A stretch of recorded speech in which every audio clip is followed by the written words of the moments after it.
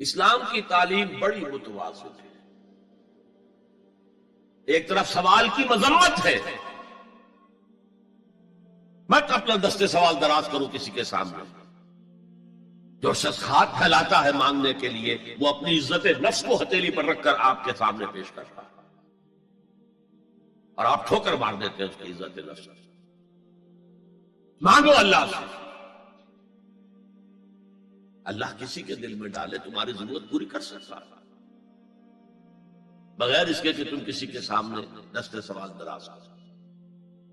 تو سخت مذمت ہے، اور خاص طور پر بیگری جو ایک انسٹیٹیوشن بن گیا ہے، ایک پیشہ بن گیا ہے، وہ تو اسلام کی تعلیمات کے منافی ہے. اور جس طرح کی ہم خیرات بانٹتے ہیں، 5 روپے کا نوٹ دے رہے ہیں مانگنے والوں کو، مسجدوں کے باہر سمجھ رہے ہم نے حاتم طائی کی خبر کو لات مار دی، حالانکہ حقیقت میں آپ انسٹیٹیوشن آف بیگری کو سپورٹ کر رہے ہیں. کسی ایک کو لے لو، آؤ چلو مجھے اپنا گھر دکھاؤ، مجھے بتاؤ تم واقعی اس قابل ہو یا نہیں ہو، اور پھر اس کی مدد کریں، لمسم کریں. پھر وہ 5 روپے نہیں ایسی دیں گے کہ وہ کچھ اپنے پاؤں پر کھڑا ہو سکے. میں نے 1 روپیہ نہیں کہا آج کہ 1 روپیہ تو اب کوئی شے نہیں رہی، لیکن یہ کہ 5 روپے کا نوٹ بھی آپ نے تقسیم کرنے شروع کر دیے، یہ کیا ہے؟ والسائلین وفی الرقاب. لیکن دوسری طرف سائل کو جھڑکنا نہیں ہے. اما السائل فلا تنہر، جھڑکو نہیں. اچھا بھائی نہیں، معاف کرو میرے پاس اس وقت آپ کی مدد کے لیے کچھ نہیں ہے، میں کچھ نہیں کر سکتا. تو ان دونوں کے درمیان اصل میں معاملہ ہونا چاہیے. بلکہ یہاں تک بھی فرمایا سائل کو ضرور دو، چاہے وہ گھوڑے پر سوار ہو کر تمہارے دروازے پہ آیا. کیا پتا اس کی واقعی الجھن کیا ہے. تو سوال کی مذمت اور سائل کو جھڑکنے کی ممانعت. حتی الامکان خالی ہاتھ نہ لوٹاؤ، اس نے اپنی عزت نفس اپنی ہتھیلی پر رکھ کر تمہاری سامنے پیش کر دیا، اسے ٹھوکر نہ مارو. لیکن جیسا کہ میں نے عرض کیا، یہ انسٹیٹیوشن آف بیگری جو ہے یہ ایک علیحدہ شے ہے، بالکل اس کا اس سے کوئی تعلق نہ سمجھیے. وفی الرقاب، رقاب جمع ہے رقبہ، گردن. فک رقبۃ او اطعام فی یوم ذی مسغبۃ یتیما ذا مقربۃ او مسکینا ذا متربہ. فک رقبۃ، کسی کی گردن چھڑا دینا. اس وقت سب سے بڑی اپلیکیشن اس کی تھی، غلاموں کو، کنیزوں کو اپنے پیسے سے خرید کر آزاد کر دینا. بہت بڑی نیکی، بہت بڑی نیکی. اور حضرت ابو بکر رضی اللہ تعالیٰ عنہ کے دفتر فضائل میں سب سے اونچا کام یہ ہے کہ جن غلاموں کو اور جن کنیزوں کو ستایا جا رہا تھا، their owners, their masters، ان کے آقا کو حق حاصل تھا، جو چاہے کریں ان کے ساتھ، قتل کرنے کوئی پوچھنے والا نہیں ہے. میں پہلے بھی عرض کر چکا ہوں، میری ملکیت ہے، جیسے میری بکری میری ملکیت ہے، میں نے اس کو ذبح کیا، گوشت کھا لیا، تم کون ہوتے ہو پوچھنے والے؟ میرا غلام تھا، میں نے قتل کر دیا، تم کون ہو پوچھنے والے؟ ان کو حضرت ابو بکر نے خرید کر آزاد کیا اور منہ مانگے دام دیے. حضرت بلال کے لیے امیہ ابن خلف نے اتنی بڑی رقم مانگی، حضرت ابو بکر نے کہا ٹھیک لو.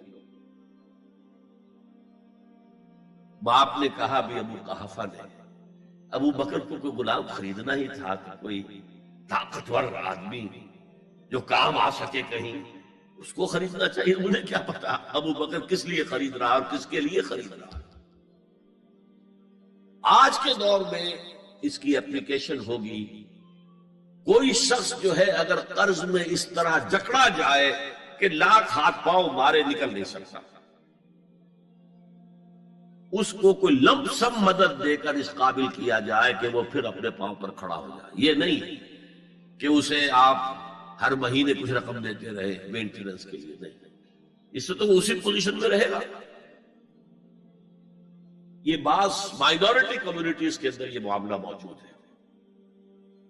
کوئی بھائی اگر گر گیا ہے کاروبار میں تو اس کی پھر ایسی مدد کی جائے کہ وہ پھر آپ کی صف میں آ کر کھڑا ہو جائے. Respectable members of your community, وہ اس شکل میں پہنچ جائے. یہ بھی فک و رقبۃ اس کی ذیل میں آج کل آئے.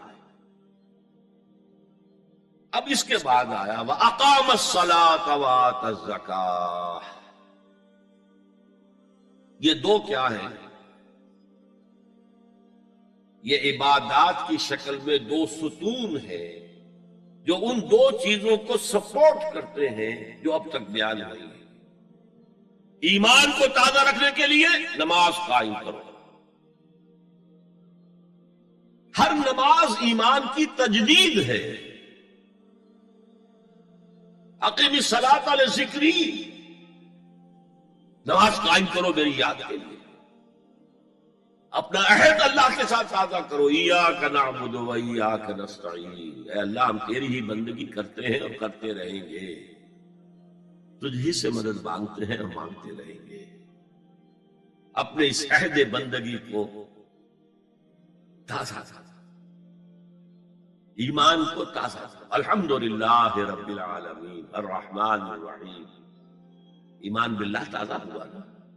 مالک یوم الدین، ایمان بالآخرہ تازہ ہو گیا.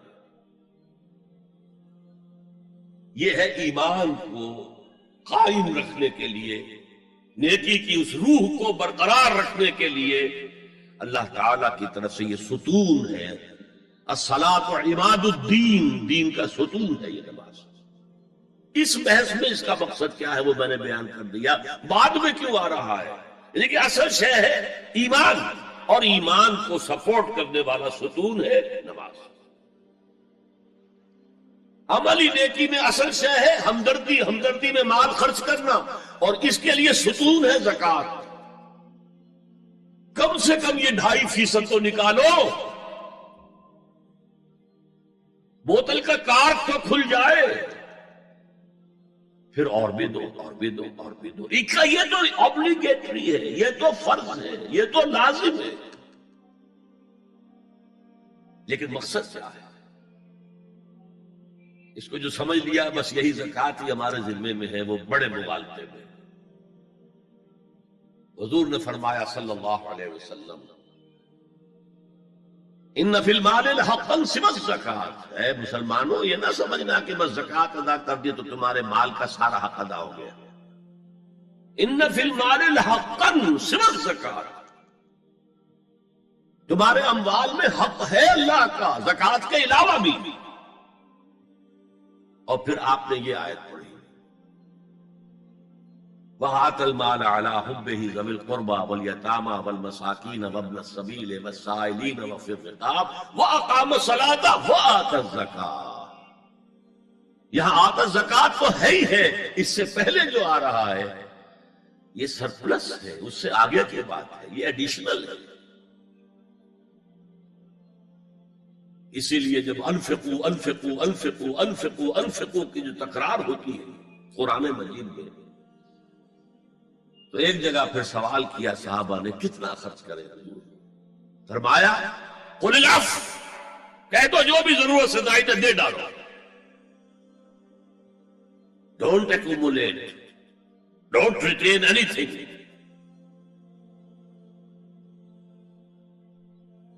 ایک بات آپ سے کہوں، آپ کچھ چونک جائیں گے. حضور نے کبھی زکوٰۃ دی؟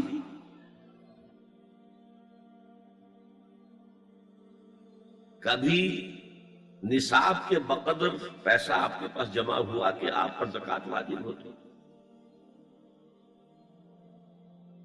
کیسی عجیب بات ہے. ارکان دین میں سے ایک رکن سرے سے غائب. کبھی آپ نے مال رکھا ہے؟ حضور کا اسوہ ہم جانتے ہیں، مسواک کر لی ہے، پانچے جو ہے ٹخنے سے اوپر کر لیے ہیں، یہ اسوہ ہے. ہاں ہے، یہ بھی ہے، ٹھیک ہے، سنت ہے. اسوہ تو یہ ہے. اور صرف آپ کا نہیں، جنہیں ہم کہتے فقراء صحابہ، ابو ہریرہ، ابو ذر، سلمان فارسی، علی رضی اللہ تعالی عنہ اجمعین، یہ فقراء صحابہ میں سے کبھی کچھ نہیں رکھا اپنے پاس. میں نے بتایا تھا آپ کو شاید کہ حضرت علی کی جب شادی ہو رہی تھی حضرت فاطمہ سے کوئی مکان تھا ہی نہیں، کہاں لے کے جائے؟ ایک انصاری نے ایک ہجرہ دیا ہے اپنے مکان کا، اس میں حضرت فاطمہ ودا ہو گئی. He didn't have any home. ابو ذر وہ تو دوسری انتہا کو چلے گئے تھے. قانون یہی ہے، حلال سے کماؤ، اگر ایک حد سے آگے بڑھ جائے تو زکات دے دو، باقی تمہارے اختیار میں ہے، دینا چاہو دو، نہ دینا چاہو رکھو اپنے پاس. قانون اس سے زیادہ آپ کو پابند نہیں کرے گا. کبھی بھی آپ نے جبر نہیں کیا، ایمرجنسی میں بھی جبر نہیں کیا. ایک واقعہ آتا ہے کہ حضور کو کئی وقت کا فاقہ تھا. تھوڑی دیر کے بعد حضرت ابو بکر آئے، آپ نے چہرے سے پہچان لیا کہ فاقے سے. پھر حضرت عمر آئے، پہچان لیا کہ فاقے سے. شاید حضور خود اپنے لیے نہ اٹھتے نہ جاتے، اپنے دونوں ساتھیوں کو لے کر ایک انصاری کے باغ میں پہنچ گئے. انصاری کی عید ہو گئی، فوراً لا کر اس نے کچھ کھجوریں کچھ انگوروں کے گوشے رکھے. اس کے بعد وہ دوڑا چھری لے کر کسی جانور کو ذبح کرنے کے لیے. یہ ساری تفسیریں میں کیا بتا رہا ہوں. مال یہ نہیں تھا کہ مدینے میں سبھی فاقے سے تھے، موجود تھے جن کے پاس مال تھا، لیکن جبرن آپ نے کسی سے کچھ نہیں لیا. جب وہ چھری لے کر چلا، فرمایا دیکھنا کسی دودھ والے جانور کو نہ ذبح کرنا. بہرحال کچھ دیر کے بعد وہ گوشت پکا کر لایا، روٹیاں رکھی. اس کے بعد حضور نے ایک روٹی پر چند روٹیاں رکھ کر کہا یہ عائشہ کو دے آؤ، اسے بھی کئی وقت کا فاقہ ہے. اور پھر حضرت عمر کی طرف رخ کر کے کہا عمر یہ ہے وہ نعمتیں جس کا حساب دینا پڑے گا اللہ کے. وَأَمَّا بِنِعْمَةِ رَبِّكَ فَحَدِّثْ، اور یہ جو فرمایا گیا الْحَاقُمُ التَّكَاثُرُ میں نعمتوں کا حساب لیا جائے. وَلَا تُسْأَلُنَّ يَوْمَئِذٍ عَنِ النَّعِيمِ، فرمایا یہ نعمتیں، یہ ہے اصل میں انفاق کا معاملہ. آپ کے اس پر چھوڑ دیا گیا ہے. جتنا بھی آپ میں جذبہ ہے، جتنا بھی آخرت کا یقین ہے، اتنا ہی آپ پسند کریں گے کہ آخرت کے بینک میں جمع کرائیں، یہاں کے بینکوں میں کیوں جمع کرائیں. یہاں کتنا دے دیں گے آپ کو؟ 10%، 20%. وہاں 700% ملتا ہے. 700% نہیں، 7,000، 700 گنا. Why to keep it in these banks؟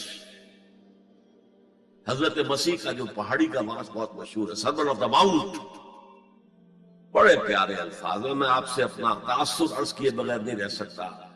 جہاں تک مواعظ کا تعلق ہے، جو حضرت مسیح کے مواعظ آئے ہیں ان سے اونچے واعظ کوئی ممکن نہیں.